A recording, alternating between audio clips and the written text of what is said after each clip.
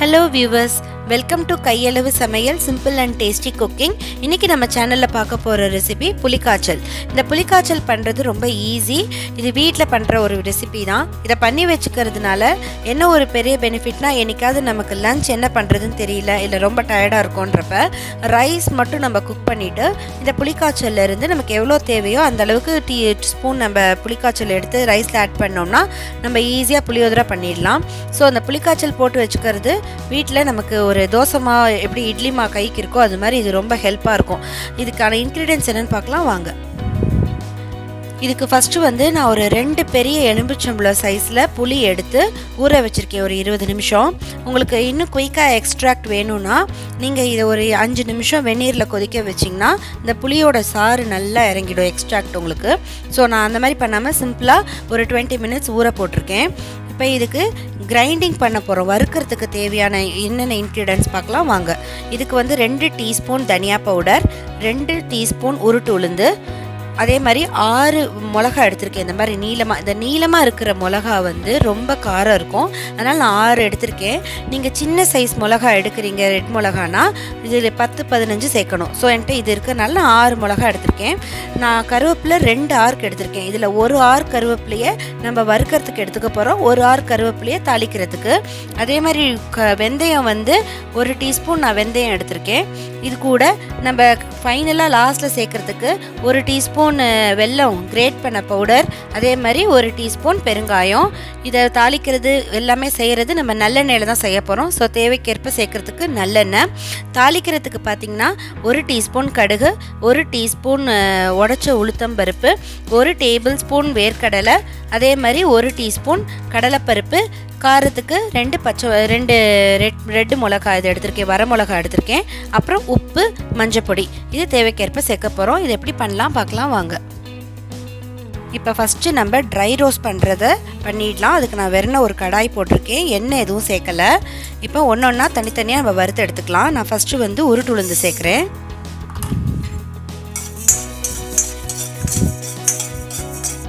உளுந்து வாசனை வருது. அடுப்பை நீங்கள் சிம்மில் வச்சே பண்ணுங்கள், ஏன்னா தீஞ்சிராமல் அடி பிடிச்சிடக்கூடாது. இப்போ உளுந்தை நம்ம ட்ரை ரோஸ்ட் பண்ணிட்டோம், அதை எடுத்துகிட்டு அடுத்தது ஆட் பண்ணலாம். அடுத்தது நம்ம எடுத்து வச்சுருக்கிற தனியா, இதையும் அதே மாதிரி வறுத்துப்பட்டு எடுத்து வச்சுக்கலாம். தனியா வறுத்துட்டோம். இப்போ எடுத்து வச்சுருக்கிற இந்த வெந்தயத்தையும் வறுத்துடலாம். வெந்தயமும் வறுபட்டுச்சு எடுத்துட்டு இப்போ நம்ம கொஞ்சமாக எண்ணெய், ஒரு 1/2 டீஸ்பூன் எண்ணெய் நல்லெண்ணெய் சேர்த்துட்டு இந்த மிளகாவை மட்டும் அதில் நம்ம வறுத்து எடுக்கணும். மிளகா கருத்துறாமல் பார்த்துக்கோங்க.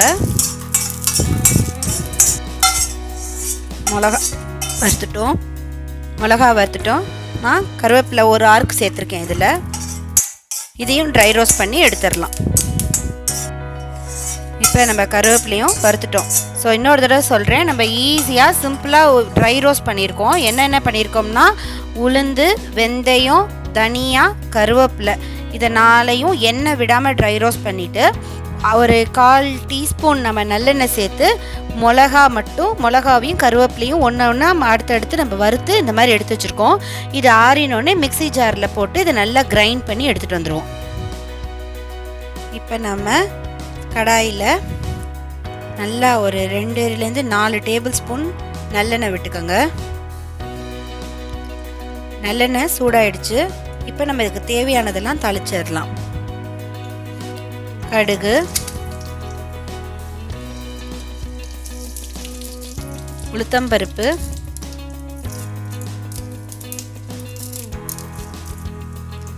கடலைப்பருப்பு, இது கூடவே வேர்க்கடலை,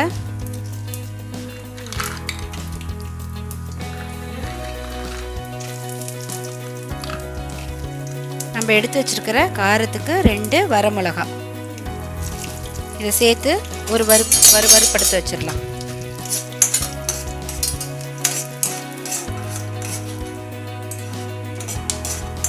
இதெல்லாம் கொஞ்சம் கோல்டன் ப்ரௌன் வர வரைக்கும் நம்ம இதை வறுத்துட்டு இது கூடவே நம்ம பெருங்காயத்தை சேர்க்குறோம். இது ரொம்ப ஈஸி புளிக்காய்ச்சல் போட்டு வச்சுக்கிறது. நமக்கு என்னைக்கு வேணுனாலும் சாதம் மட்டும் வெடிச்சிட்டு நம்ம இதை மிக்ஸ் பண்ணிடலாம்.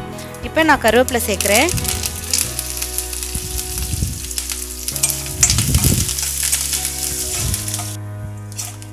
இப்போ எல்லாம் நல்லா கோல்டன் ப்ரௌன் வறுபட்டுருச்சு. இப்போ நம்ம எடுத்து வச்சுருக்கிற இந்த புளி தண்ணியை இதில் சேர்த்துடலாம்.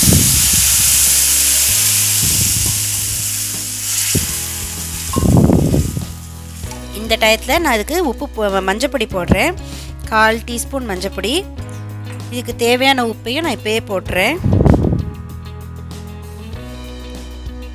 நான் வந்து ஒரு 1.5 டீஸ்பூன் உப்பு சேர்த்துருக்கேன். இது ஒரு 10 நிமிஷம் கொதிக்கணும். இந்த புளி தண்ணியோட பச்சை ஸ்மெல் போகிற வரை இதை நம்ம நல்லா கொதிக்க விடணுங்க. இப்போ இந்த புளி தண்ணி நல்லா கொதிக்குது. இது பச்சை ஸ்மெல் போகிற வரை கொதிக்கணும். ஸோ நல்லா ஒரு 8லேருந்து 10 நிமிஷம் கொதிக்கட்டும். நான் மீடியம் ஃப்ளேமில் தான் வச்சுருக்கேன் ஸ்டவ்வை. இப்போ இந்த புளிக்காய்ச்சலும் சரி, இந்த புளிக்காய்ச்சல் இன்ஸ்டன்ட் புளிக்காய்ச்சல், அப்புறம் புளியோதரை ரைஸ், இப்படி எல்லாமே வந்து ரெடி டு குக்கில் வந்துருச்சு.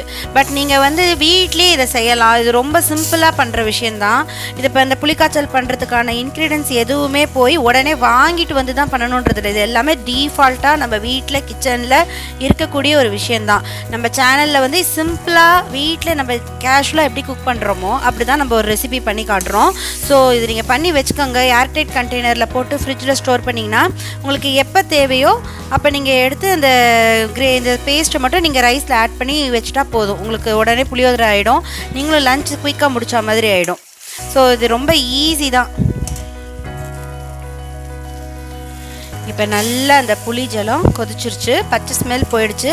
இப்போ நம்ம ட்ரையாக ஃப்ரை பண்ணி அரைச்சிட்டு வந்திருக்கோம் இல்லையா, இந்த பவுடர் வந்து இதில் நான் மிக்ஸ் பண்ண போகிறேன். தண்ணி விடாமல் இதை நீங்கள் அரைச்சிட்டு வரணும். ட்ரை ரோஸ்ட் பண்ணி ட்ரையாக தான் நம்ம அரைச்சிருக்கோம். ஸோ இது இதில் சேர்த்துட்டு இது கூடவே நம்ம எடுத்து வச்சுருக்கோம் இல்லையா, இந்த 1 டீஸ்பூன் வெல்லம், துருவின வெல்லம், அதையும் சேர்த்துடுறோம். நம்ம எல்லாம் மிக்ஸ் பண்ணிவிட்டு இதோட கன்சிஸ்டன்சி திக்காக வரணும், தளர இருக்கக்கூடாது. அது வரைக்கும் நம்ம ஸ்டவ்வில் வச்சு இப்படி கலரினா போதும். பாருங்கள், இப்போ நல்லா திக்காக வந்துருச்சு, தளர இல்லை. ஸோ இந்த டயத்தில் நம்ம ஸ்டவ் ஆஃப் பண்ணிடலாம். இப்போ புளிக்காய்ச்சல் நம்ம வீட்டிலேயே ரெடி பண்ணிட்டோம். ரொம்ப ஈஸியாக நம்ம வீட்டில் இருக்கக்கூடிய இன்க்ரீடியன்ஸை வச்சு தான் பண்ணியிருக்கோம். அண்டு இதுக்கு நீங்கள் வந்து நல்ல சூடாக சாதம் வெடித்து நல்ல விதையாக வெடிச்சிட்டு நீங்கள் நல்ல ஒரு பாத்திரத்தில் 1 ஸ்பூன் நல்லெண்ணெய் விட்டு ஆற வச்சிட்டிங்கன்னா சாதம் வந்து ஒன்றோட ஒன்று ஒட்டாமல் இருக்கும். ஸோ அது ஆறினதுக்கப்புறம் உங்களுக்கு எவ்வளோ வேணுமோ அந்த அளவுக்கு இந்த புளிக்காய்ச்சல் பேஸ்ட் எடுத்து நீங்கள் அதில் ஆட் பண்ணிவிட்டு தேவைக்கேற்ப உப்பு வேணாலும் உப்பை சேர்த்துட்டு நீங்கள் நல்லா கலரி வச்சுட்டாலே போதும். நமக்கு லஞ்சுக்கு ஒரு புளியோதரை வீட்டில் குயிக்காக ரெடி பண்ணிடலாம். ஸோ வியூவர்ஸ் கண்டிப்பாக இதை ட்ரை பண்ணி பாருங்கள். இது ரொம்ப ஈஸியான ரெசிபி தான். அண்டு மறக்காம நம்ம சேனலை சப்ஸ்கிரைப் பண்ணுங்கள். உங்களோட கமெண்ட்ஸ் எங்களுக்கு அனுப்புங்க. கூடவே பெல் பட்டன் கிளிக் பண்ணுங்கள். Thank you viewers.